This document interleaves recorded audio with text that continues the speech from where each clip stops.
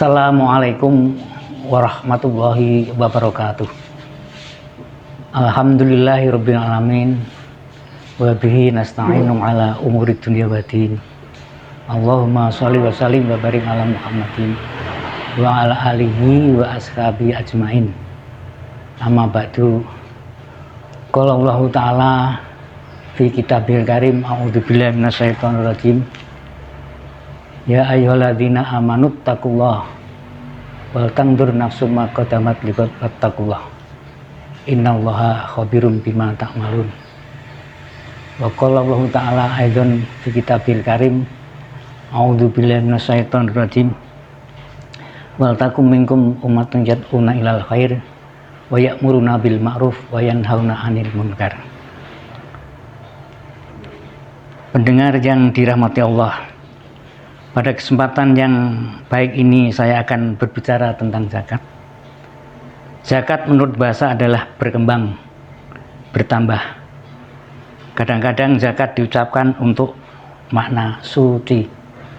Sebagaimana firman Allah dalam surat Al-A'la ayat 14. A'udzubillahi minasyaitonir rajim. Qad aflaha man tazakka. Sungguh beruntung orang yang menyucikan diri. Juga firman Allah dalam surat At-Taubah ayat 103. A'udzubillahi minasyaitonir rajim. Khudz min amwalihim shadaqatan tutahhiruhum wa tuzakkihim biha. Ambillah zakat dari harta mereka guna membersihkan dan menyucikan mereka.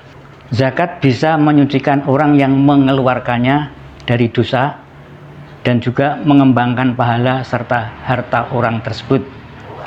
Sedangkan zakat menurut syara adalah hak yang wajib pada harta. Beberapa definisi zakat menurut mazhab 4.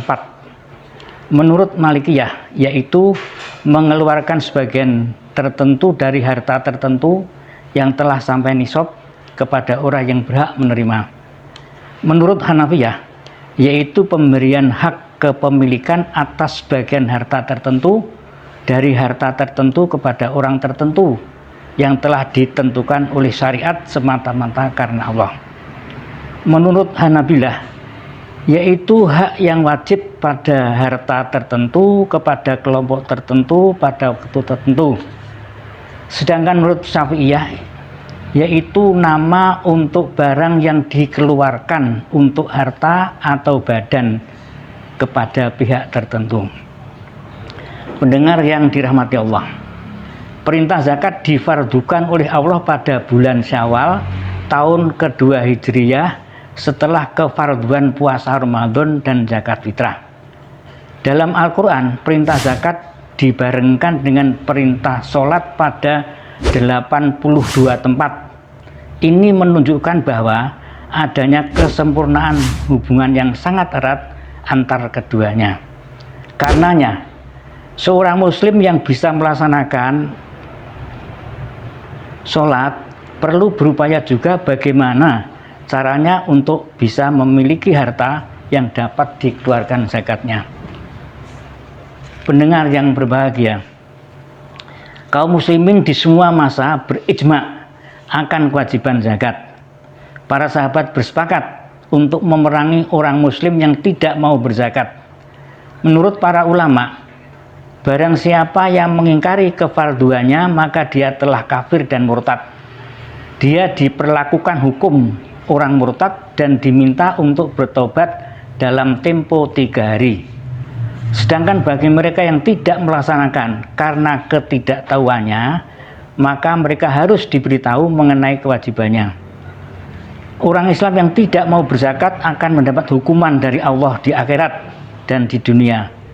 Adapun hukuman di akhirat adalah siksa yang sangat pedih. Firman Allah dalam surat At-Taubah ayat 34 dan 35. A'udzubillahi minasyaitonir rajim.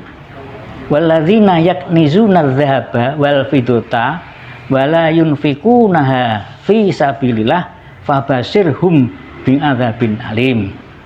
Yauma yuhma 'alaiha fi nari jahannama fatukwa biha jibahuhum wa junubuhum wa duhuruhum hadza ma kanastum li anfusikum fadhuku ma kuntum taknizun.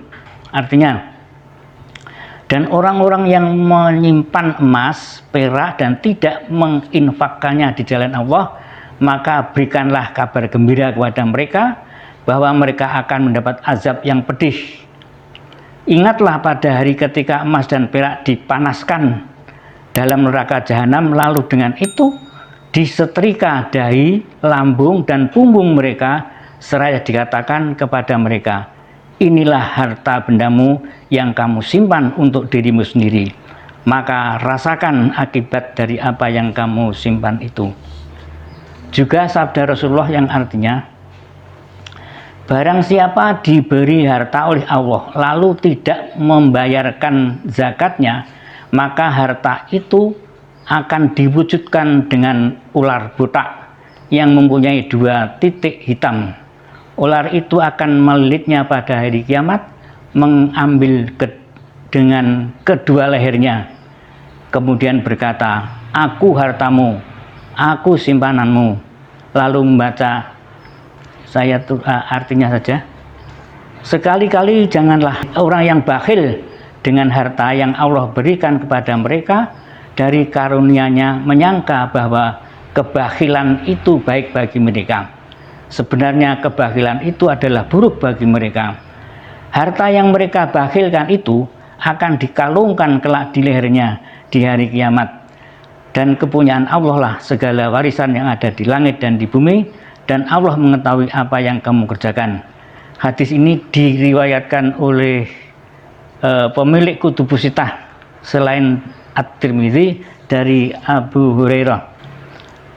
Wala tahsabanal ladzina yabkhuluna bima atahumullah min fadlihi wa khairul lahum bal huwa syarrul lahum sayutawwaquna ma bakhilu bihi yaumal qiyamah walillahi miratus samawati wal ardi wallahu bima ta'maluna khabir.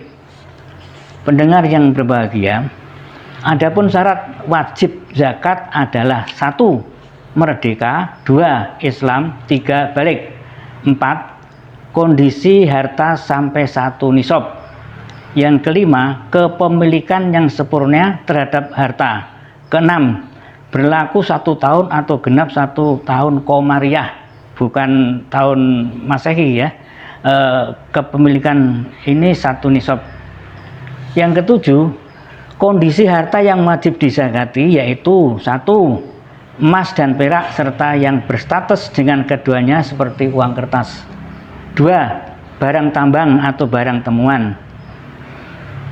3. Barang dagangan atau harta usaha.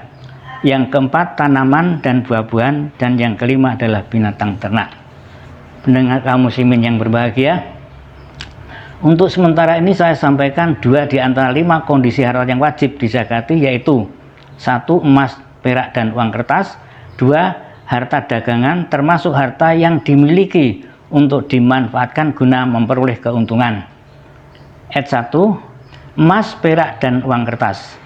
Nisab emas adalah 20 miskol, setara dengan emas 96 gram. Sedangkan nisab perak menurut Hanafiyah sekitar 700 gram. Sedangkan menurut pendapat yang paling teliti adalah 595 gram. Jadi nisabnya emas dan perak itu berbeda. Cari mana yang sekiranya bisa mengeluarkan zakat yang penting.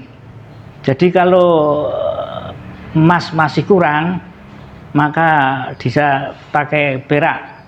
Kemudian kalau perak itu kurang, bisa pakai emas, tergantung harga daripada barang-barang tersebut.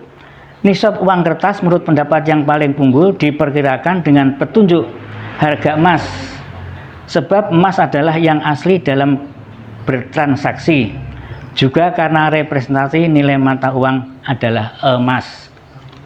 Yang kedua, barang dagangan. Perhatikan firman Allah dalam surat Al-Baqarah ayat 267. A'udzubillahi minasyaitonirrajim.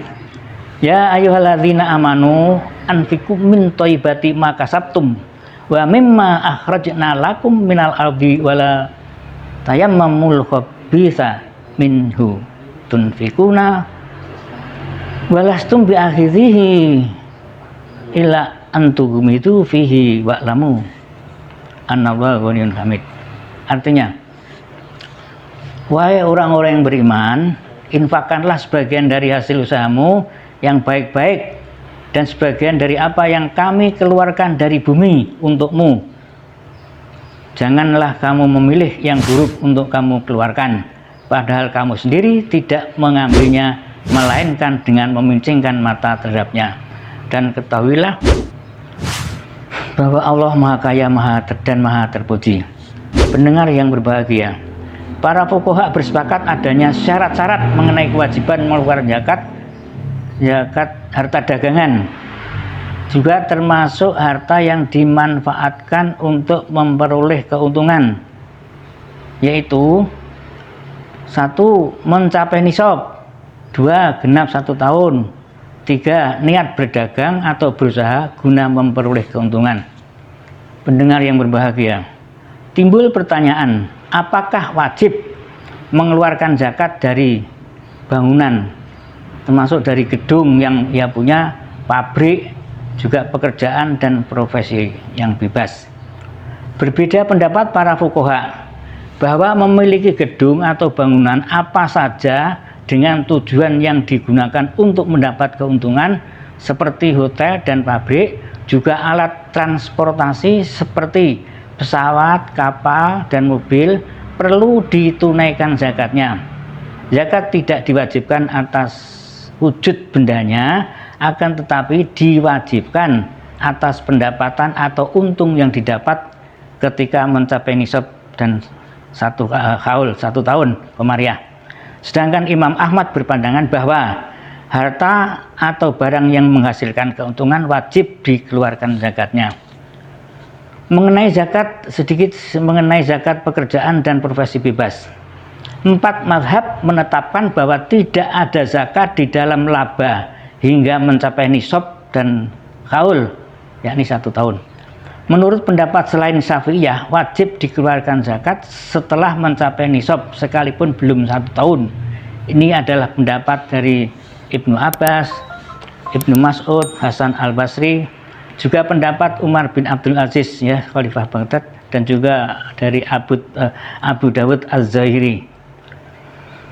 Jika seorang muslim mengeluarkan zakat penghasilan pekerjaan atau profesi ketika mendapatkannya, memperolehnya, maka dia tidak mengeluarkan zakatnya lagi ketika sudah mencapai 1 tahun.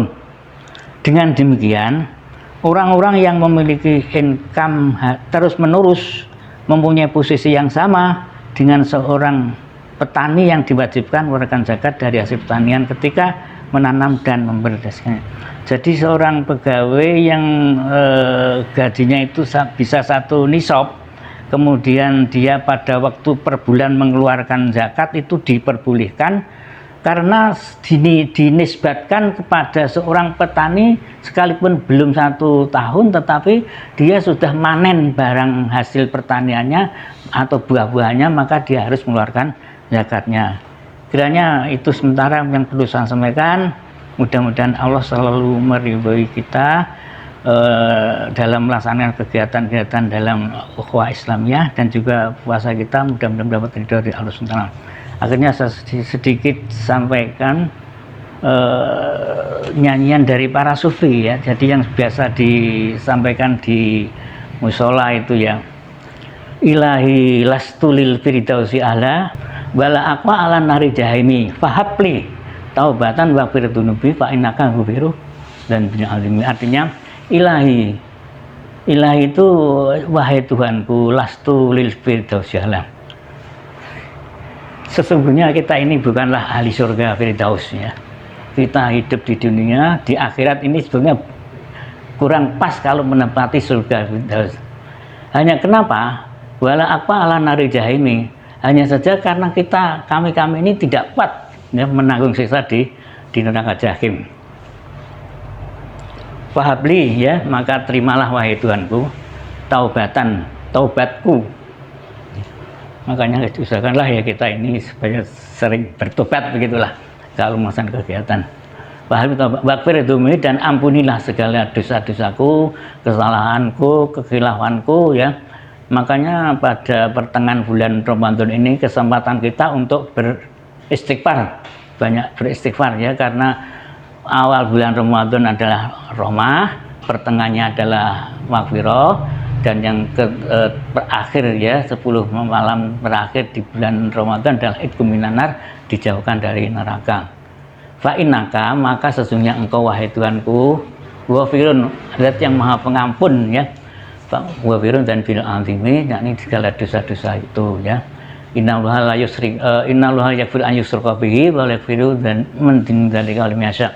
Sesungguhnya Allah akan mengampuni segala dosa ya, kecuali dosa syirik ya. Begitu. Kiranya itu mohon maaf, kurang lebihnya kami maaf.